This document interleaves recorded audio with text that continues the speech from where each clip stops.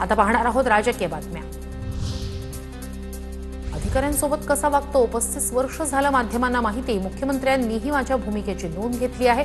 अजित पवार यांची प्रतिक्रिया। तर कुरुडूतील प्रकरणावर मला जे उत्तर द्यायचं ते मी दिलं। अजित पवारांचा पुनरुच्चार। पुणे महानगरपालिका निवडणुकीच्या पार्श्वभूमीवर अजित पवारांकडून जनसंवाद उपक्रमाची सुरुवात। हडपसर मतदारसंघातून सुरुवात। स्थानिकांच्या समस्या जाणून घेण्याचा प्रयत्न। भाजप प्रदेशाध्यक्ष निवडीनंतर कार्यकारिणी निवडीला वेग। भाजपच्या कार्यकारिणीत धक्कातंत्र बसण्याची शक्यता। नव्या तरुण चेहऱ्यांना संधी दिली जाणार। पुण्यात चुकीच्या आणि नियमबाह्य पद्धतीने प्रभाग रचना। शिंदेंच्या शिवसेनेचे महानगर प्रमुख रवींद्र धंगेकर यांचा आरोप।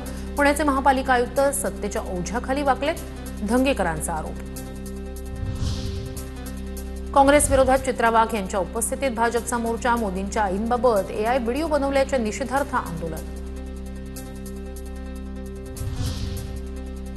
चंद्रपुरात भाजपच्या महिला आघाडीकडून काँग्रेस विरोधात निदर्शनं। राहुल गांधींच्या फोटोला जोडे मारत निषेध।